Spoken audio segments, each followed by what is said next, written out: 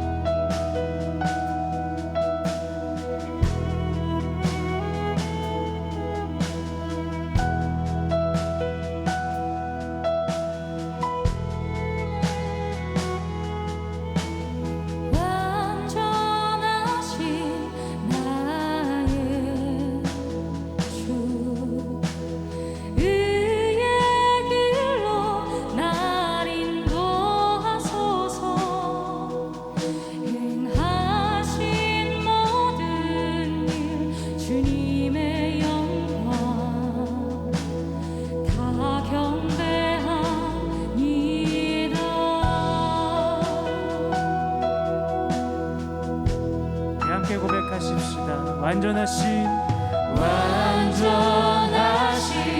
나의 주, 그의 길로 날 인도하소서. 행하신 모든 일 주님의 영광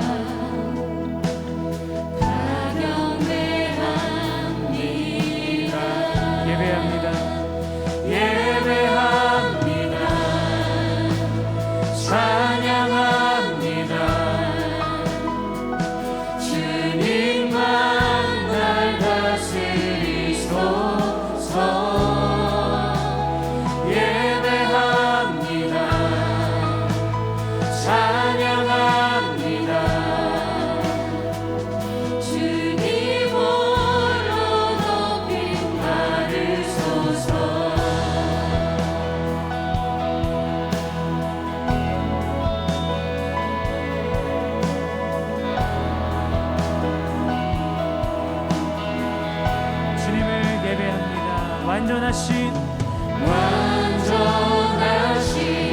나의 주, 그의 길로 날 인도하소서. 행하신 모든 일 주님의 영광 다 경배합니다. 찬양합니다.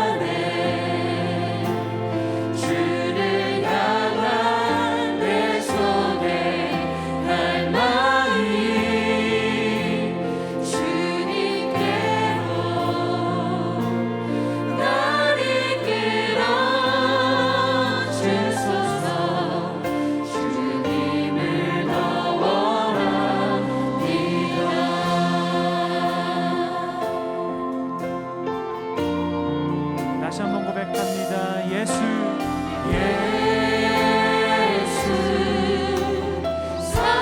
사랑합니다. 사랑합니다. 온 마음 다하여 오직 주님 한 분만 간절히 너원하. 다시 한번 우리 온 마음을 다해서 고백하십시다. 예수 사랑합니다. 예수 사랑합니다. 사랑합니다. 온 마음 다하여 오직 주님 한 분만 간절히 너원합니다. 넘쳐나네 넘쳐나네 주를 향한 내 속에 날마니 주님께로 나를 끌어 주소서. 주님을 더 원합니다.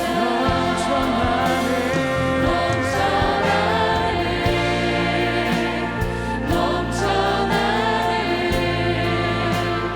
주를 향한 내 속에 날마니 주님께로 나를 끌어 주소서. 주님을 더 시간에 함께 기도할 때에 주님 오늘 이 밤 우리가 주님만 간절히 원합니다. 주님 우리가 오직 주님만을 만나기 원합니다. 우리의 삶의 모든 것을 주님께 내어드리며 주님 앞에 나아가오니 오늘 이 밤 주님의 은혜로 주님의 사랑으로 우리를 채워 주시옵소서라고 주님 우리를 만나 주시옵소서라고 우리 이 시간 간절하게 주님 앞에 기도하며 나가도록 하겠습니다. 네 주님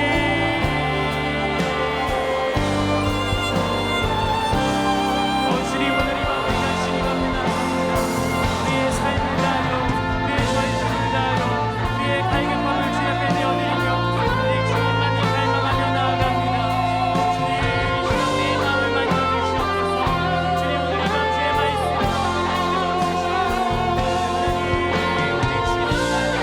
우리 주님만을 많이 계시오니 이 시간 우리 주님 앞에 나아가는 모든 신령한 것을 도와여 주시옵소서. 우리 함께 고백하십시다. 넘쳐나네 넘쳐나네 주를 향한 내 속에 날마니 주님께로 나를 끌어 주소서.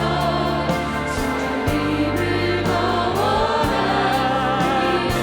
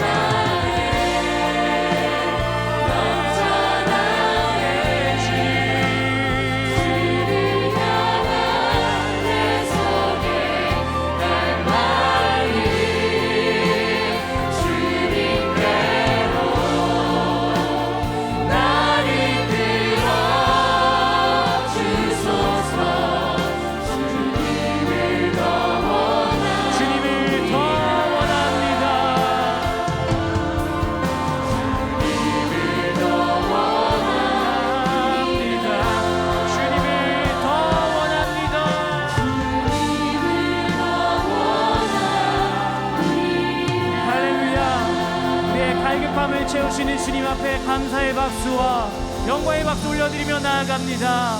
할렐루야.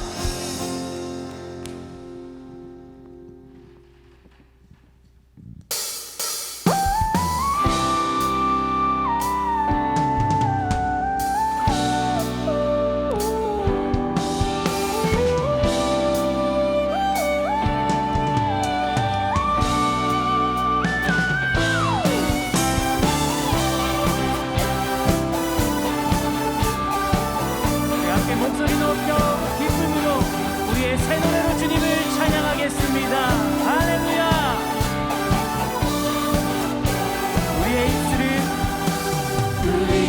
입술은 변하지 않는 하나님 사랑을 찬양해. 우리의 노래는 마르지 않는 하나님 은혜를 기뻐해.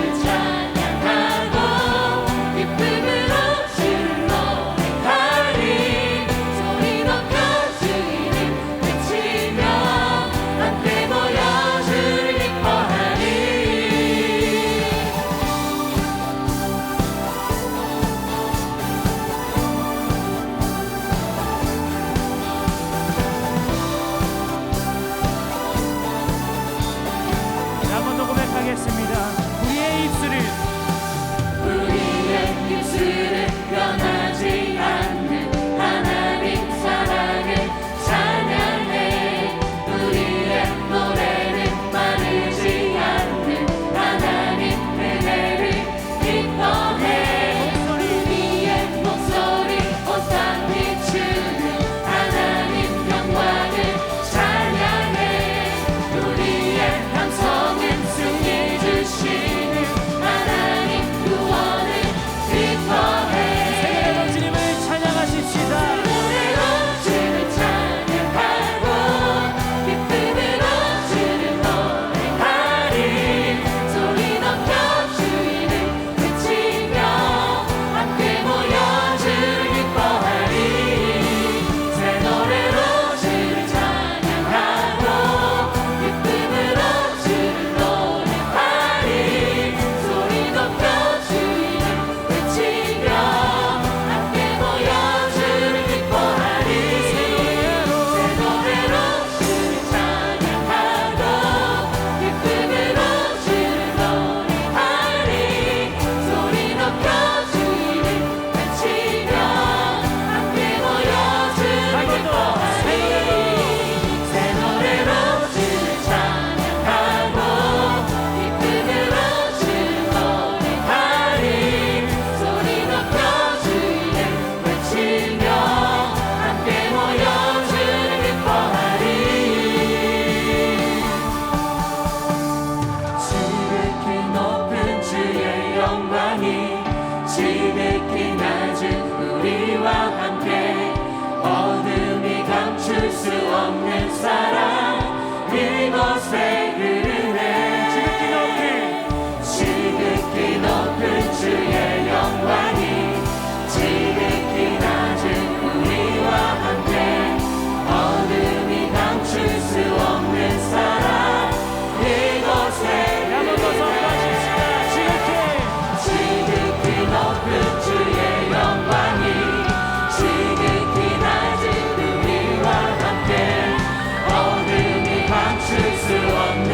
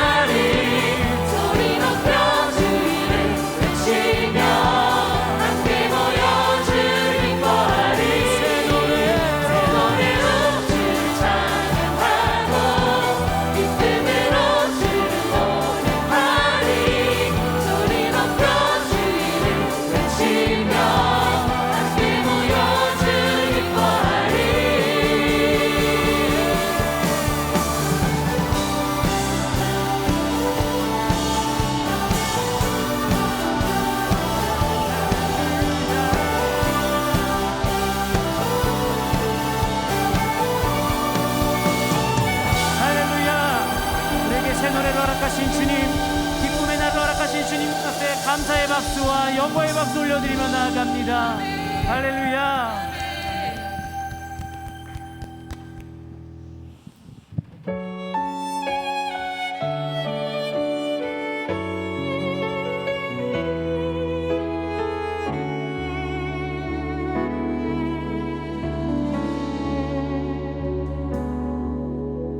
소망 없는 내 삶에 새 생명 허락하시 날 향한 주님의 은혜 놀라운 주님의 사랑 삶의 문제 힘겨워 눈물만 흘릴 때도 날 안아주시는 주님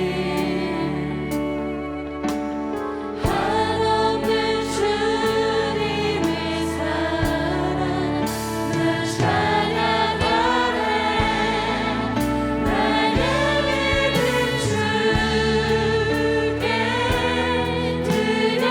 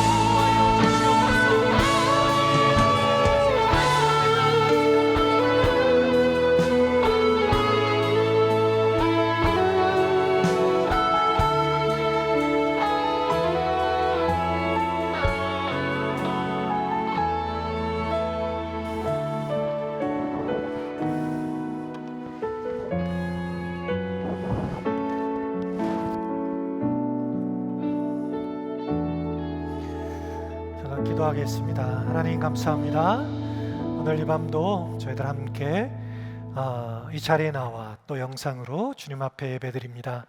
주님 기쁘게 받으시고 또 하나님이 기뻐하는 사람으로, 하나님의 마음에 합한 사람으로 오늘도 변모되기 위하여 이 자리에 모인 저희들을 축복하시고 성령으로 우리들의 마음과 생각을 변화시켜 주시는 그러한 복된 시간 되도록 주님 축복하여 주시옵소서.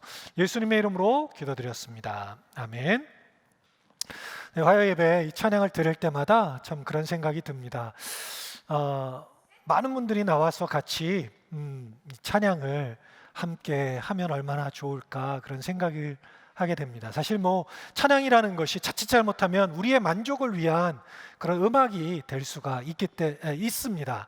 하지만 또 한편으로 우리가 찬양을 드리며 정말 우리의 마음과 우리의 영혼을 하나님께 모아 함께 찬양하고 또 그 영광 중에, 그 찬양 중에 임하시는 하나님을 또 경험할 수 있는 또 그러한 좋은 기회인 것도 사실인 것 같습니다. 오늘 화요팀 또 특별히 악기팀도 그렇고요. 또 우리 함께 찬양하시는 멤버들도 그렇고 너무나 또 아름다운 찬양으로 함께 하는데 이제 위드 코로나로 이제 많은 분들이 함께 교회 나오셔서 예배 드리셔도 괜찮습니다. 그래서 여러분들 함께 이 자리에 오셔서 또 사정상 못 나오시는 분들은 가정에서 또 함께, 근데 어쩔 수 없이 가정에서 드리는 찬양과 이곳에서 드리는 찬양이 다르기 때문에, 또 그렇기 때문에 여러분들이 가능하시면 또 화요일 또 주일 함께 나오셔서 예배할 수 있는 저희들이 될 수 있었으면 좋겠습니다. 오늘 말씀은 요한복음 12장 1절에서부터 8절까지의 말씀으로 발치에 앉은 마리아, 예수님의 발치에 앉아서 발 앞에 앉아 자신의 사랑을 보였던 그 마리아를 함께 묵상하는 그런 시간 되었으면 좋겠습니다. 요한복음 12장 1절에서부터 8절 성경책 우리 같이 한번 찾아서 읽도록 하겠습니다. 제가 대신 읽도록 하겠습니다. 6월절 엿새 전에 예수께서 베다니에 이르시니 이곳은 예수께서 죽은 자 가운데서 살리신 나사로가 있는 곳이라. 거기서 예수를 위하여 잔치할세 마르다는 일을 하고 나사로는 예수와 함께 앉은 자 중에 있더라. 마리아는 지극히 비싼 향유 곧 순전한 나드 한 근을 가져다가 예수의 발에 붓고 자기 머리털로 그의 발을 닦으니 향유 냄새가 집에 가득하더라. 제자 중 하나로서 예수를 잡아 줄 가론 유다가 말하되 이 향유를 어찌하여 300데나리온에 팔아 가난한 자들에게 주지 아니하였느냐 하니, 이렇게 말하면 가난한 자들을 생각함이 아니요 그는 도둑이라 돈꾀를 맞고 거기 넣은 것을 훔쳐 가미러라. 예수께서 이르시되 그를 가만 두어 나의 장례할 날을 위하여 그것을 간직하게 하라. 가난한 자들은 항상 너희와 함께 있거니와 나는 항상 있지 아니하리라 하시니라. 아멘. 오늘은 마르다와 쌍을 이루는 마리아에 대해서 살펴보려고 합니다. 뭐 기억은 나지 않으시겠지만 이전에 4주 전인가요? 3주 전인가요? 제가 마르다에 대해서 설교를 했습니다. 그래서 오늘은 그것과 연결하여 마리아에 대해서 살펴보려고 합니다. 우리가 마르다를 생각할 때는 항상 이렇게 생각합니다. 항상 긴장 속에서 열심히 일하는 주부 같은 인상을 갖게 됩니다. 반면에 마리아는 마치 빈혈에 걸린 사람처럼 남에게 의존하는 조용한 여자라고 생각하기 쉽습니다. 마리아는 다른 사람들이 일하고 있는 중에도 자기의 의무를 망각하고 가만히 앉아 있는 그런 사람으로 비춰지기도 합니다. 하지만 마리아에 대해서 뭐라고 설명을 하냐면 오늘 본문에 보면 값비싼 순전한 나드 향 한 근을 가지고 있다고 이야기합니다.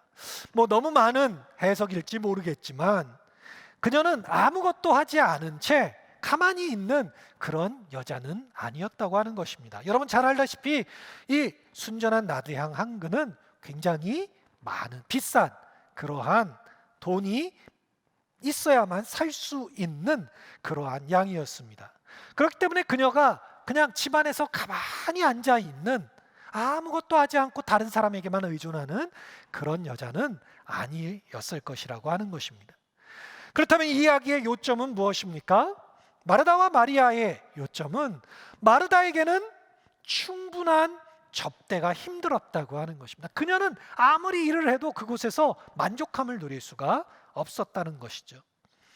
마리아는 일이 중요하다고 느꼈습니다. 하지만 결국 그것만으로 자기의 인생을 충만하게 만들 수는, 충분하게 할 수는 없다는 사실을 일찍 깨달은 여인이었다고 하는 것입니다. 마리아에게 있어서 삶을 충만하게 하는 것은 일 이상의 그 어떤 것이 필요했다고 하는 것입니다. 여러분, 우리들도 우리의 삶에 대해서 질문할 필요가 있습니다.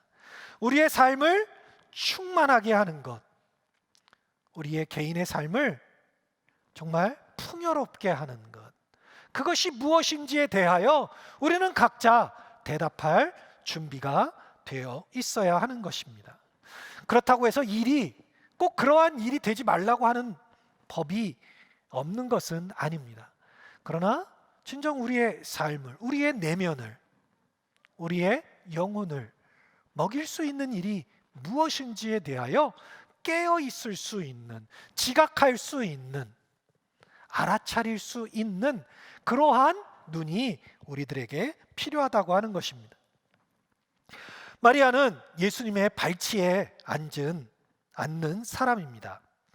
누가복음 10장 39절에 보면 그에게 마리아라 하는 동생이 있어 주의 발치에 앉아 그의 말씀을 듣는다고 그녀에 대해서 설명하고 있습니다. 두 가지 의미가 있다고 이야기하는데, 하나는 경배와 복종입니다. 그렇죠? 누군가의 발치에, 우리가 흔히 보는 사극에 있는 것처럼 왕이 앉아 있으면, 혹은 스승이 앉아 있으면 그 발치에 가만히 앉아 선생의 또 혹은 왕의 말에 귀를 기울이는 모습, 서당에서도 마찬가지의 모습을 볼 수가 있죠. 상대방이 자기보다 우월한 존재임을 인정할 때 그는 경외하는 마음이 있을 때, 그럴 때 발치에 앉아 그의 말을 들을 수 있는 것입니다. 두 번째는 제자됨을 의미합니다. 주님께서 주시는 그 교훈을 배우기 위해 그녀는 예수님의 발치에 앉아 있었습니다. 마리아는 주님의 교훈이 자기에게 필요하다는 것을 알았기 때문에, 그렇기 때문에 그것을 받기 위해 주님의 발 앞에 앉았다고 하는 것입니다. 그런 마리아가 갑자기 사람들이 모인 식탁 앞에 나타나 사람들의 주목과 비난을 받게 되는, 한 몸에 받는 그런 행동을 하게 됩니다. 지극히 비싼 나드 양 한 근을 가져와 주님의 발 앞에 엎드려 사람들이 보는 앞에서 예수님의 발 앞에 붓습니다. 식탁 자리는 그 향유 냄새로 가득 차고 넘칩니다. 며칠 전만 해도 집안 가득 채웠던 죽음의 향기, 슬픔의 향기를 뒤덮듯이 이 향기로운 냄새가 그 가정을, 그 집을 가득 채우는 것을 우리가 볼 수 있습니다. 이 말씀을 묵상하는데 이 가득 찼다는 말씀이 제 마음을 참 따뜻하게 해주는 것 같습니다. 정말 제 마음을 가득 채우는 것 같습니다. 참 좋은 말인 것 같습니다. 여러분, 우리는 무엇으로 가득 차 있습니까? 주님의 사랑이 우리 가운데 가득 찼는데도 불구하고 우리는 혹시 그 향기를 제대로 맡으며 살아가고 있습니까? 아니면 코로나 걸리면 그 증상 중에 하나가 냄새를 못 맡는 거라는데, 맛을 못 보는 것이라고 하는데, 혹시 우리들도 여전히 우리의 삶 가운데 가득한 이 예배당을 가득 채운 그 주님의 향기를 냄새 맡지 못하고 살아가고 있는 것은 아닌지 모르겠습니다. 가득 찼다. 여러분, 때때로 우리의 공허한 인생길에 사랑하는 사람으로 우리의 인생이 가득 차고 또 가치 있는 일들로 가득 차고 진실함으로 가득 차고 주님의 광대하심과 아름다움을 깨닫는 시간으로 우리의 인생이 가득 찰 수 있다면 얼마나 좋겠습니까? 우리 인생이 그렇게 되기를 여러분 소망하지 않으십니까? 영생이라고 하는 그것은 무엇입니까? 그것은 긴 시간이 아니라 영원한 시간이 아니라 하나님으로 가득 찬 그런 시간이 영생이라고 믿습니다. 우리의 인생이 하나님으로 가득 찰 수 있기를 소망합니다. 그래서 우리가 어느 길을 걸어가든 그것이 바로 천국이고 그것이 영원한 생명을 소유한 그러한 인생길이 될 수 있었으면 좋겠습니다. 그뿐만이 아닙니다. 우리의 인생이 가득 찼으면 좋겠습니다. 무엇으로 가득 찹니까? 하나님을 아는 지식으로 가득 찰 수 있었으면 좋겠습니다. 하나님이 어떤 분이신지, 하나님이 우리를 어디로 이끌고 계신지, 하나님이 지금 어디에 마음을 두시고 어디에서 일하고 계신지, 우리의 마음이 하나님을 아는 지식으로 하나님이 일하시는 것에 밝은 눈이 뜬 사람들로 가득 찰 수 있는 그런 사람들이 될 수 있었으면 좋겠습니다. 아멘? 네, 확실히 어쩔 수 없이 이게 너무 반응이 없으니까 좀 썰렁하기는 하네요. 죄송합니다. 원래 이렇게 안 하는데 그래도 이렇게 여러분들이 반응해 주시면 좋을 것 같습니다. 가룟 유다는 이런 이례적인 행동을 비난합니다. 여러분, 이런 아름다운 이야기를 읽을 때 그녀를 비난하는 사람의 이야기가 빠져 있다면 얼마나 좋겠습니까? 하지만 이런 가룟 유다의 비난은 역설적으로 마리아의 아름다운 행동을 더욱 돋보이게 하는지도 모르겠습니다. 그런데 가룟 유다는 왜 마리아를 비난했을까요? 뭐 생각해 보신 적 있으세요? 도둑이기 때문에 그렇기도 합니다. 그런데 가룟 유다가 마리아를 비난했던 이유는 아마 가인이 아벨을 비난했던 이유와 비슷하지 않은가 그런 생각을 해보게 됩니다. 그것은 바로 마리아가 가졌던 예수님과의 관계를 시기했기 때문에 그러했을 것입니다. 가룟 유다는 마리아의 헌신을 사치와 허영으로 치부하고 싶었습니다. 만약 우리의 행동도 그것이 사랑의 깊은 관계에 근거하지 않은 것이라면 이 가룟 유다의 비난은 틀리지 않을 것입니다. 하지만 가룟 유다의 이 비난이 책망받을 수밖에 없는 것은 그에게 있어서 이 사건을 바라보는 시각은 예수님과 마리아가 가졌던 혹은 마리아가 가졌던 그 깊은 사랑은 무시한 채 자신 안에 있었던 시기심이 그의 마음의 중심을 차지하도록 허용했던 그러한 잘못에 있을 것입니다. 유다는 이 향유를 어찌하여 300데나리온에 팔아 가난한 자들에게 주지 아니하였느냐고 말하고 있습니다. 이런 생각은 사실 유다만의 생각이 아니고 그 자리에 있었던 모든 사람들의 마음일 것이고 우리들도 시시때때로 그런 마음을 갖게 될 것입니다. 사실 저희 교회는 여기 꽃 이런 거 없지만 저도 그런 마음이 들 때가 많이 있습니다. 뭐 굳이 그 한 시간을 위해 꽃을 장식하냐. 제가 그거에 대해서 가치 판단을 하려고 하는 게 아닙니다. 여러분 각자 생각하십시오. 전 여전히 그냥 없이 하는 게 더 좋다고 생각하는 사람입니다. 하지만 중요한 것은 뭐냐면 그들은 마리아의 행동이 무엇을 의미하는지 알지 못했다고 하는 것입니다. 마리아가 왜 이런 행동을 했을까? 마리아는 왜 어떻게 이 향유를 예수님의 죽음을 기억하면서 예수님께 나아가 향유를 부을 수 있는 그런 선택을 할 수 있는 지식, 혹은 그런 용기, 혹은 그러한 행동, 어떻게 그렇게 할 수 있었을까? 좀 궁금하지 않으십니까? 저희가 참고하는 책의 저자인 캠벨 몰간 목사님이 이런 이야기를 하십니다. 그는 이것은 추측이지만 자기는 확신한다고 이야기합니다. 마리아가 그날 예수님의 눈을 보았다고 이야기합니다. 그래서 마리아는 다른 사람은 볼 수 없었던 예수님의 마음을 보았다고 이야기합니다.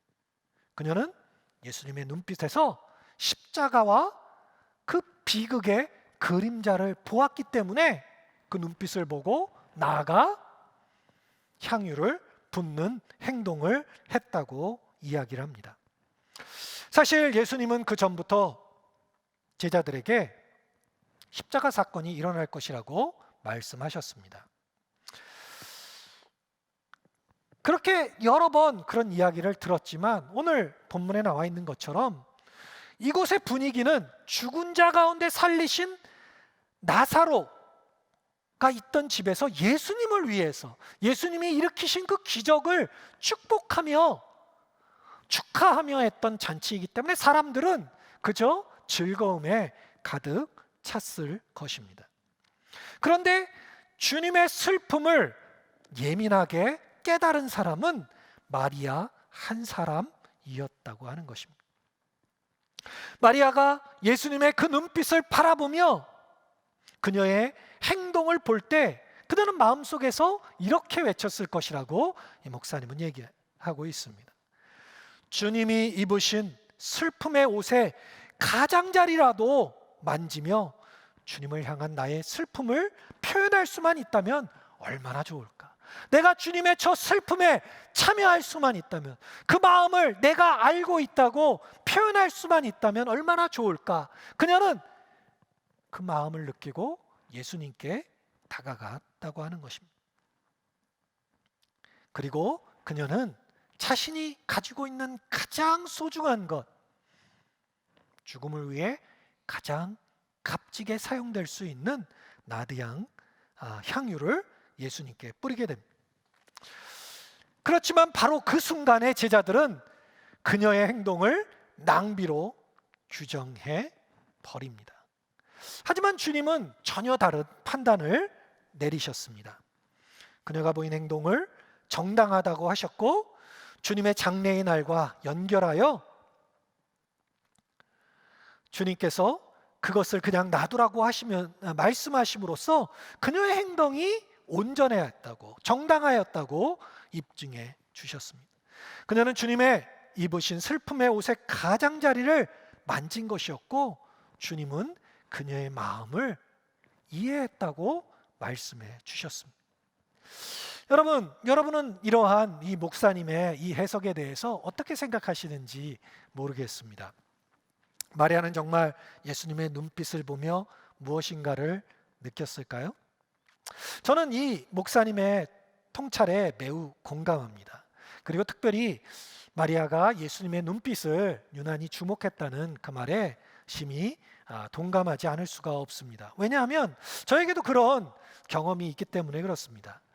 몇 년 전에 이동원 목사님께서 그 필그림 하우스죠, 가평에 관상의 길이라고 하는 세미나를 주최하신 적이 있었습니다.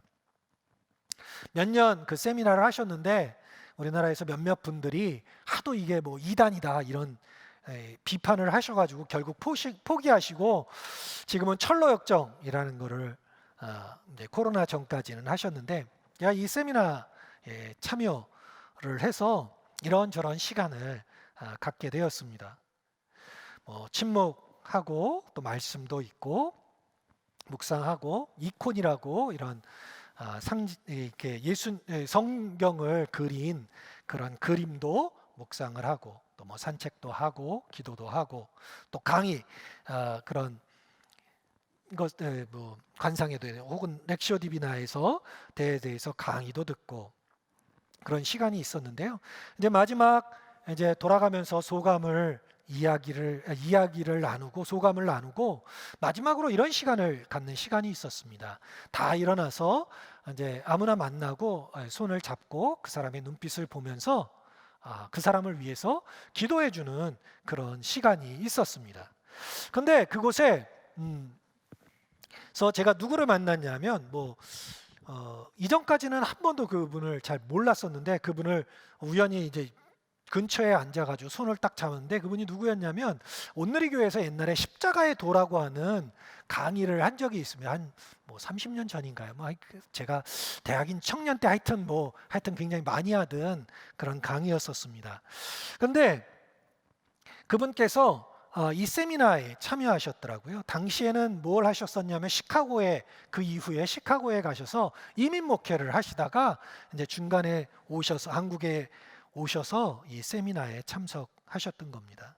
저는 그냥 테이프로만 강의를 들었지 그분을 만나본 적도 없고 그분이 시카고에서 어떤 사역을 하는지도 사실을 알지를 못했습니다. 그런데 제가 그분의 손을 딱 잡고 그분의 눈빛을 딱 보는데 정말 그분의 마음이 보이는 것 같더라고요. 그래서 제가 그분이 갖고 있다고 생각하는 그 말씀을 그 마음으로 그분을 위해 기도할 때 그분께서 굉장히 공감하는 그런 반응을 보이시는 것을 볼 수가 있었습니다. 많은 사람을 만나지는 않았지만 그 시간에 몇몇 분을 이렇게 만나면서 볼 때 사실 제가 그런 사람이 아닙니다. 저는 이렇게 막 사람의 깊은 관심을 갖고 이렇게 보는 것을 모르겠습니다. 이제 의도적으로든 아니면 제 삶의 그런 것 때문에 그렇게 막 집중하는 사람은 아닙니다. 그런데 모르겠습니다. 저의 착각이라고 해도 할 수 없지만 그냥 그 사람들의 마음이 이렇게 보이더라고요. 그때 당시 그들이 갖고 있는 마음이겠죠.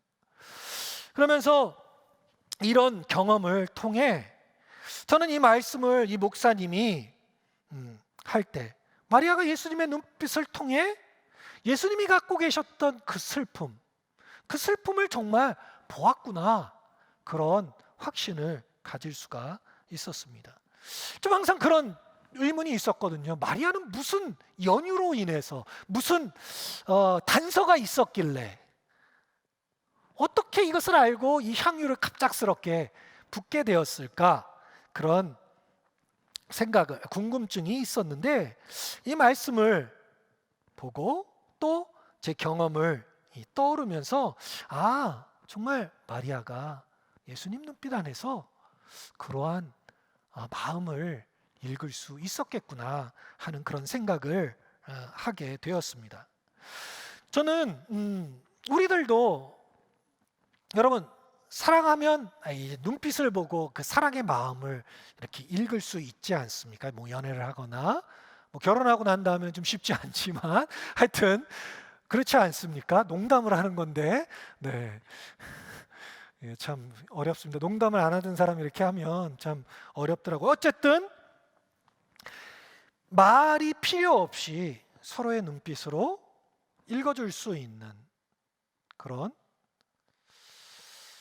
우리가 서로를 보며 말로 다 표현할 수 없는 그러한 것들을 우리가 읽어낼 수 있는 그래서 사실 이 말씀을 하면서 제가 갖고 오진 않았지만 그 이콘이라는 여기 중에도 그런 거에 대해서 이렇게 거부감이 있는 분이 있을 수도 있겠지만 저도 그렇게 잘 하지는 않지만 그림 중에 이렇게 그린 그림이 있습니다. 사람 얼굴을 그려놓고 눈을 조금 크게 하면서 예수님 얼굴을 그려놓은 게 있는데 그것을 설명하는 그림을 보면 그 예수님의 눈빛을 보면서 예수님 눈빛 안에서 이렇게 뭔가를 읽는 어떤 그런 훈련을 하라 이런 얘기를 하고 있습니다. 물론 위험할 수도 있고 이렇게 그럴 수도 있는데 그냥 내 마음을 거기에 쏟아놓는 것일 수도 있고 그러나 우리가 함께 부부간에도 그렇고 아니면 성도 간에도 그렇고 서로의 눈빛을 통해 또 하나님의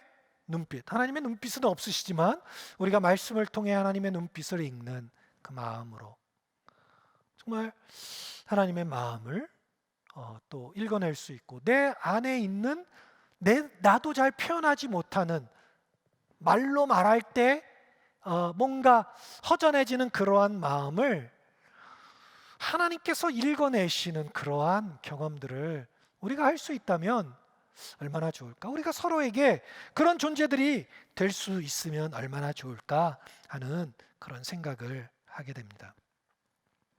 현대인에게 정말 필요한 것은 고요한 침묵의 시간, 또 일상과 떨어져 자신을 비우고 주님의 음성에 귀 기울이며 주님께서 우리를 바라보실 때 우리의 무엇을 보고 계실까 묵상할 수 있는 그러한 시간이 우리에게 필요하다고 생각합니다.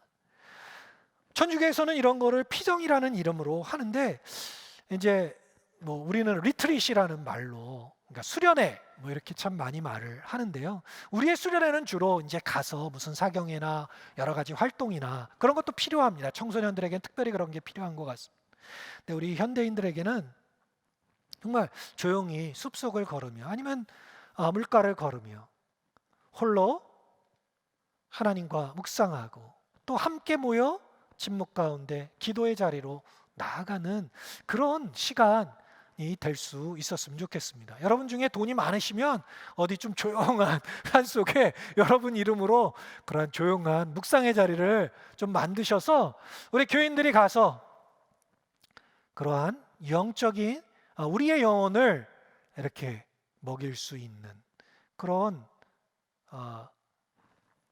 수련장 혹은 침묵의 장소, 그래서 광림교회에서는 광림수도원 이렇게 이야기해서 거기는 아이들도 못 가게 하고요, 조용히 기도할 수 있는 그런 장소로 이렇게 활용하지 않습니까? 어떻게 보면 굉장히 앞서 나간 그런 것일 수도 있는데요.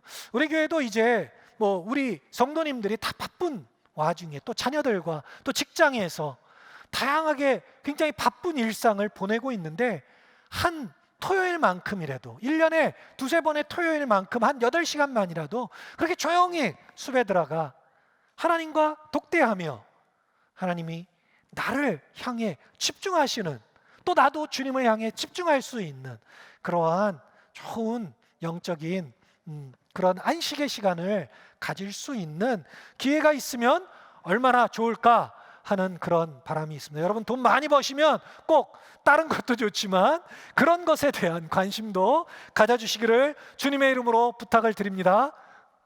아멘. 네. 그래 주시면 감사하겠습니다. 오늘 본문을 제가 렉시오 디비나를 하면서 이제 많이 읽게 되는데요, 참 좋은 본문이라고 생각합니다. 마리아와 다른 이들의 차이는 무엇일까? 그것은 일상적인 알아차림, 그 300데나리온이나 되는 향유가 낭비되는 것을, 그거는 믿는 사람이나 믿지 않는 사람이나 다 잘 아는 사실입니다. 일상적인 알아차림, 그걸로 좋은 일을 하면 얼마나 좋겠습니까? 그렇습니다. 그것에 대하여 토를 달 사람은 아무도 없습니다. 하지만 유일하게 마리아만이 영적 알아차림으로 나아갈 수 있었습니다. 우리가 마주하는 성경과 일상은 그리스도인이나 비그리스도인이나 특별히 차이나는 게 없습니다. 오히려 문학을 전공하거나 역사를 전공하거나 어떤 이런 독해 능력을 많이 가지신 분들이 우리보다 훨씬 더 성경을 잘 풀어낼 수 있습니다. 믿지 않는다고 하더라도. 하지만 차이가 있겠죠. 그것은 우리가 성령의 도우심으로 영적인 주님께 집중할 때만 알아차릴 수 있는 그러한 통찰을 우리가 가질 수 있는 그런 능력을 우리가 배양하지 못한다면, 아니 그러한 것에 대해 우리가 배양할 수 있는 그런 훈련이 우리에게 필요하지 않겠습니까? 예수님께서 마리아의 행동을 긍정하신 이유는 바로 주님을 향한 사랑과 헌신이 있었기 때문입니다. 그의 사랑과 헌신을 긍정하신 것이라고 하는 것입니다. 많은 것을 드린 것을 긍정한 것이 아니라 그녀의 많은 사랑과 헌신을 긍정하시고 기뻐하셨다고 하는 것입니다. 우리에게 가장 필요한 것은 무엇입니까? 주님의 마음을 향한 우리의 주목, 오직 그것을 바라보고자 하는 우리의 열심, 주님의 마음을 향한 우리의 귀 기울임, 다른 모든 소음을 차단하고 우리의 모든 내면의 소음을 내려놓고 오직 주님의 음성에만 귀 기울이겠다고 하는 마음, 그것이 주님이 우리에게 요청하시는 것이라고 하는 것입니다. 주님의 마음을 향한 헌신을 주님께서 우리에게 기대하셨다고 하는 것입니다. 여러분, 사랑의 낭비가 어디에 있겠습니까? 사실 제가 이 성경 공부를 하면 항상 마음에 걸리는 게 있습니다. 이 성경 공부를 하고 나서 엑시어리비나라는 성경 공부를 하고 말씀을 갖고 혼자 묵상하라고 하면 제 마음에 항상 이런 불안함이 있습니다. 아, 성도님들이 이것이 끝난 다음에 내가 시간 낭비를 한 것이 아닐까, 이런 마음을 가질까 봐 사실 굉장히 두렵습니다. 근데 여러분이 사랑하는 사람과 1시간을 아무 말 없이 길을 걷는다고 해서, 가만히 앉아 있는다고 해서 그것을 낭비라고 말하실 분이 있습니까? 없죠. 그런데 우리는 하나님의 말씀과 5분만 함께 있어도 뭔가 우리에게 주는 교훈이 없으면 낭비라고 쉽게 결론 지어버리는 그런 불안함이 제 안에 있다고 하는 것입니다. 사랑에 낭비가 있을까요? 우리가 주님의 발 앞에 무릎 꿇을 때 우리는 주님을 만나게 될 것입니다. 주님의 발 아래에 앉을 때 우리는 주님의 눈 속으로 들어가, 그 마음 속으로 들어가 주님의 마음과 연결되는 그런 시간을 갖게 될 것입니다. 또 우리가 주님의 마음과 연결될 때 우리는 우리의 삶의 소중한 것을, 정말 우리 마음의 가장 소중한 것을 주님께 드릴 수 있는 그러한 행동을 해나갈 수 있을 것입니다. 현대교회 혹은 우리의 비극은 무엇입니까? 주님의 마음속으로 들어가 그분과 연결되지도 않은 채 무언가 내가 가진 것을 드려야 된다고 생각할 때 오는 그 부담감, 혹은 그 압박감, 해야만 한다고 하는 그 의무감, 그런 것들이 우리로 하여금 우리가 하는 모든 봉사와 헌금이 무언가 깨림칙하지 않은 그러한 일들로 우리 자신을 만들고 있지는 않은지요. 주님은 마리아의 행동을 비난하는 사람들에게 가난한 자들은 항상 너희와 함께 있거니와 나는 항상 있지 아니하리라 하고 말씀을 하십니다. 무슨 뜻일까요? 여러분, 이 말은 종종 가난한 사람 돕는 것은 언제나 있을 일이기 때문에 그거에 너무 목매지 말아라, 이렇게 해석이 되기도 합니다. 그런데 주님이 이 말씀을 하신 이유는 이런 것, 가난한 자들과 함께 할 수 있는 자들은 누구입니까? 가난한 자들에게 돈을 줄 수 있다고 생각하는 그런 가룟 유다가 아니라 주님을 향한 헌신을 하는 이들이 진정으로 가난한 이들과 함께 할 수 있는 자라고 하는 것입니다. 그래서 마태는 예수님의 이런 말씀에 주님의 말씀을 덧붙이는데요, 이 성경 구절 뒤에 내가 진실로 너희에게 이르노니 온 천하에 어디서든지 이 복음이 전파되는 곳에서는 이 여자가 행한 일도 말하여 그를 기억하리라. 이 사랑의 헌신이, 마리아가 했던 이 사랑의 헌신이 예수님의 말씀이 전파되는 모든 곳에서 다시 한번 일어날 것이라고, 다시 한번 상기될 것이라고 우리에게 말씀해 주고 계셨다고 하는 것입니다. 여러분, 우리는 사랑 없이도 기부할 수 있습니다. 자신의 자긍심과 성취를 만끽하기 위해 얼마든지 기부할 수 있습니다. 하지만 사랑만이 서로가 연결되고 자신의 가장 값진 것까지 겸손하게 내어놓을 수 있는 진정한 긍휼의 자리, 함께함의 자리, 그곳으로 나아갈 수 있게 한다고 하는 것입니다. 그래서 사랑이 이기게 되는 것입니다. 여러분, 세계에서 제일 가장 큰 구호단체, 긍휼단체가 월드비전이라고 합니다. 근데 제가 가진 책 중에 이런 책이 있습니다. 가난한 자들과 함께 걷다, 워킹 위드 더 푸어라는 책이 있는데, 이 책은 누가 쓴 거냐면요, 월드 비전의 총재가 쓴 책이에요. 그런데 무슨 책이냐 하면 앞에는 대부분 세계관에 대한 책이에요. 그래서 이러한 세계관 속에서 우리가 왜 긍휼 사역을 왜 우리가 하느냐? 이러한 기독교적인 세계관 때문에 하는 것이다 하면서 그 연관성을 설명하고 있는 책입니다. 여러분, 가난한 자들을 돕는 사역은 기독교 세계관의 열매이지 사람들의 관심을 끌기 위한 팝업 스토어가 아니라는 거예요. 사람들에게 관심을 끌기 위해서 이렇게 반짝하게 열어놓고는 사람들이 거기 오면 그걸 가지고 교회에 뭘 하려고 하는 그런 게 아니라고 하는 것입니다. 진정으로 주님께 사랑에 헌신을 한 사람들이 주님께 드릴 때 일어나는 일이, 그게 바로 긍휼 사역이라고 하는 것입니다. 그뿐만 아니라 우리는 오늘 본문을 통해 예수님의 인간적인 모습도 볼 수가 있습니다. 아니, 그것은 예수님의 성육신의 본질일지도 모르겠습니다.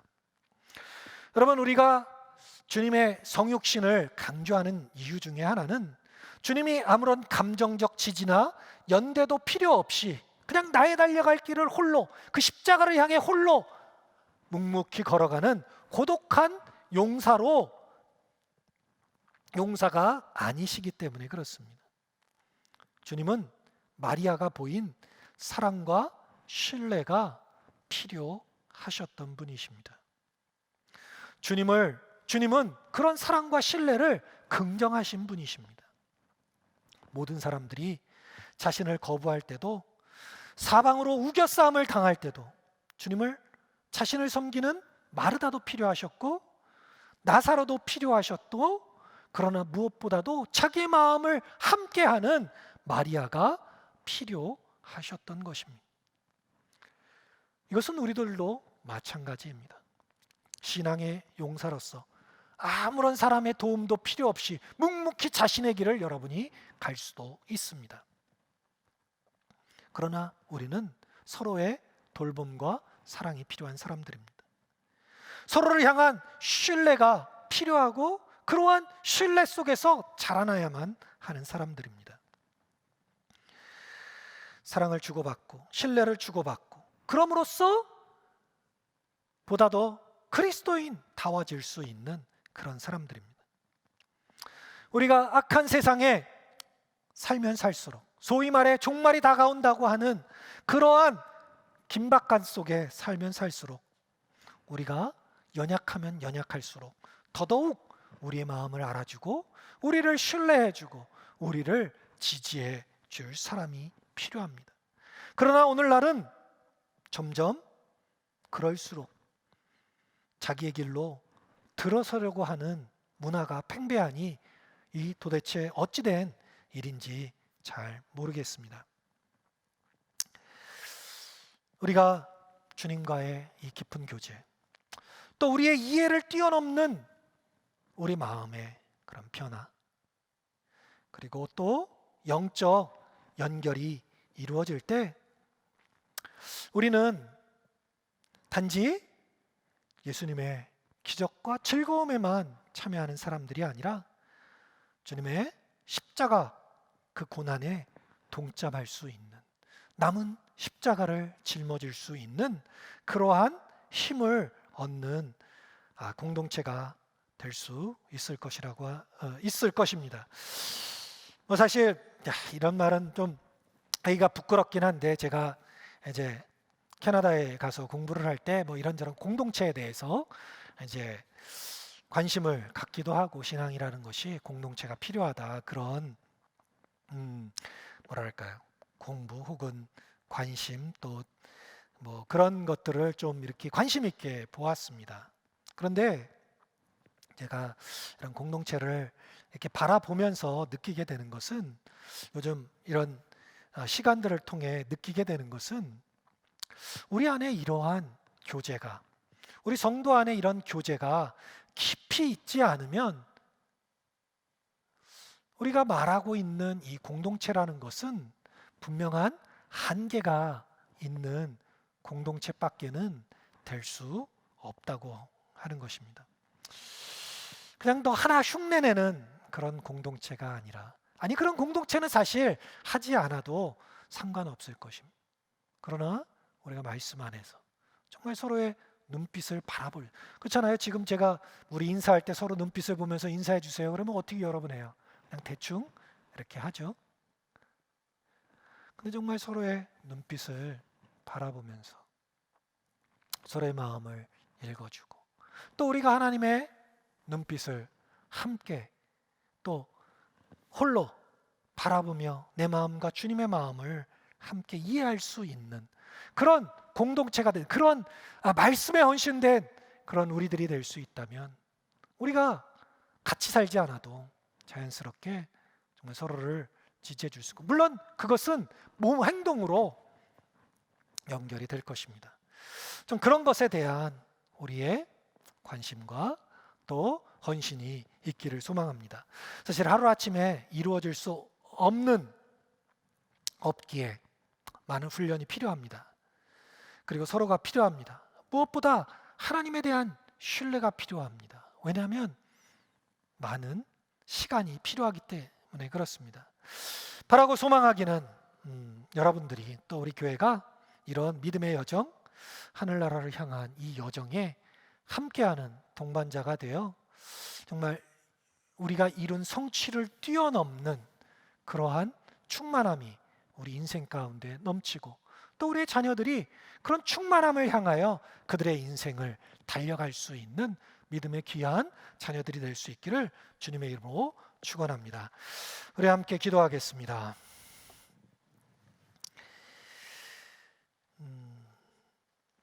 그냥 잠깐 기도했으면 좋겠습니다. 여러분은 주님의 마음에 주님의 눈을 얼마나 자주 바라보고 계십니까? 그냥 일어나는 일들 그 너머에 있는 주님의 마음에 대해 얼마나 관심이 있으십니까? 우리가 만나고 있는 그런 사람들에 대하여 우리는 얼마나 그들의 겉모양 뒤에 있는 영혼에 관심을 갖고 있는지요. 아니 그런 것 자체에 대해서 얼마나 그것이 우리 믿음의 그런 목표라고, 믿음의 훈련이라고 생각하시는지 모르겠습니다. 오늘 잠깐 기도할 때 마리아가 주님의 눈빛을 보며 그 주님의 슬픔과 그 십자가와 그 고난을 함께 마음으로 품었던 것처럼, 우리들도 지금 오늘 주님께서 나를 보시며 갖고 계신 감정, 기뻐하시는 모습일 눈빛일 수도 있고요, 슬퍼하시는 모습일 수도 있고요, 안타까워하는 모습일 수도 있고요, 내가 너를 항상 지지하고 있는데 왜 이렇게 걱정하느냐 하는 그런 눈빛일 수도 있고요. 여러분 귀로 음성으로만 들으려고 하지 마시고 하나님이 지금 나를 바라보시며 그 사랑의 눈빛으로 나의 눈을 바라보시며 나의 마음 저 깊은 곳에, 내 영혼의 깊은 곳에 말씀하시는 그 음성에, 하나님 내가 내 마음에 눈을 뜹니다. 주목합니다. 내 귀를 엽니다. 내 마음을 온전히 주님께 헌신합니다. 주님, 그러한 나의 인생 될 수 있게 도와주십시오. 그것에서 진정한 내 충만함, 하나님의 영광, 하나님 안에서의 기쁨, 소망을 찾을 수 있게 해주십시오. 그렇게 기도할 수 있는 저희들 될 수 있었으면 좋겠습니다. 우리 잠깐 그렇게 마음으로 또 입술을 열어 기도하도록 하겠습니다. 하나님, 우리 하나님의 마음에 대해서 너무나 무지합니다. 하나님의 사랑의 눈빛에 대하여 우리가 너무 무지합니다. 하나님, 우리 하는 일들로 충만하기를 원하는 우리의 만족할 수 없는 일상에 대하여 하나님 깨어나게 하여 주시옵소서. 주님 안에서 주님께서 주님과 함께 연결될 때 느끼는 그 충만함에 열려 있을 수 있게 하여 주시옵소서. 그 사랑으로, 그 헌신으로 하나님 나아갈 수 있는 저희들 될 수 있도록 주여 은혜를 베풀어 주시옵소서. 하나님, 주님에 대하여 깨어 있을 수 있는 저희들 되게 도와주시옵소서. 그럴 때 서로를 향하여 사랑의 눈빛으로 기도할 수 있는 저희들 되게 도와주시고, 위로의 격려를 해줄 수 있는 사람이 될 수 있도록 도와주시고 필요를 채워줄 수 있는 그러한 저희들 될 수 있도록 주님 인도하여 주시고 함께하여 주시옵소서. 하나님의 마음이 저 세상 어느 곳에 있는데 우리는 그것도 알지 못한 채 지금 여기에서 혹시 하나님 지금 무엇을 하십니까? 하나님 어디 계십니까? 말하고 있지는 않은지요. 오 주님, 우리의 마음이 주님의 눈길이 있는 곳에, 주님이 일하시는 곳에 함께 할 수 있는 저희들 되도록 주여 은혜를 베풀어 주시옵소서. 우리 다 같이 일어나셔서 마지막 찬양 함께 하도록 하겠습니다.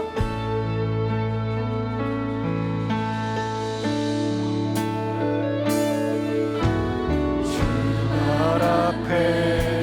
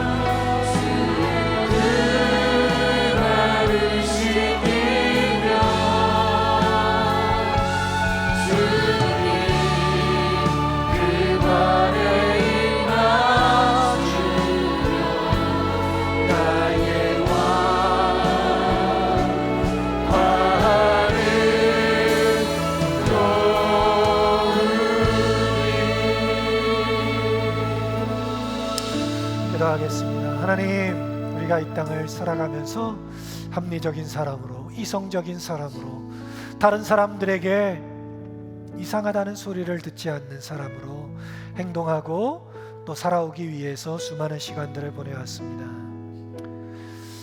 마리아도 그러한 것을 잘 알았습니다. 그러나 주님의 눈빛을 보았을 때, 주님의 그 슬픔을 보았을 때, 주님의 그 십자가를 보았을 때 그녀는 그저 웃고 떠들며 주님과 함께 또 그곳에 모인 사람들의 기분을 맞추며 보낼 수가 없었습니다. 그에게 있는 사랑을 표현하고 싶었습니다. 그에게 있는 가장 값진 것으로 주님의 죽음을 기억하고 싶었습니다. 기념하고 싶었습니다. 주님의 마음에 함께 동참하고 싶었습니다. 하나님, 우리들도 그 주님의 마음을 오늘 함께 공유하기를 소망합니다. 오늘 주님께서 나를 보시며 가지고 계신 그 마음을 우리들도 함께 공유하고 싶습니다. 주님, 저 밖에서 내가 이 애쓰는 그곳에서가 아니라 하나님, 오늘 조용히 나를 바라보시며 나와 함께 머물길 원하시는 그 주님 안에서, 그 말씀 안에서 하나님, 주님을 향한 나의 사랑을 표현할 수 있는 저희들 되게 도와 주시옵소서. 오 주님, 나의 삶을 주님으로, 주님의 마음으로 충만하게 하여 주시기를 소망합니다. 이 세상 사라질 것들과 헛된 것들이 나의 마음을 사로잡고 나의 인생을 좀먹는 것이 아니라 하나님, 주님의 온전한 사랑으로 나의 마음을 충만히 채우는 그런 인생이 될 수 있기를 소망합니다. 하나님, 이 일에 대하여 우리가 너무 무지합니다. 우리가 하나님 일에 대하여 너무나 부끄럽습니다. 하나님, 우리들이 서로 만날 때마다 이러한 일에 서로를 격려할 수 있는 사람 되게 도와주시고, 그러한 것을 축복할 수 있는 사람들 되게 도와주시고, 그러한 일을 기뻐할 수 있는 저희 교회가 될 수 있도록 주여 은혜를 베풀어 주시옵소서. 이제는 우리 주 예수 그리스도의 은혜와 하나님 아버지의 무한하신 사랑과 성령님의 교통하심이 주님의 마음을 전하기 위하여 지금도 수고하시는 그 주님의 성령님의 그 애쓰심에 우리가 민감하기를 소망하는 모든 성도들 머리 위에 지금부터 영원까지 함께 하시기를 간절히 축원하옵나이다.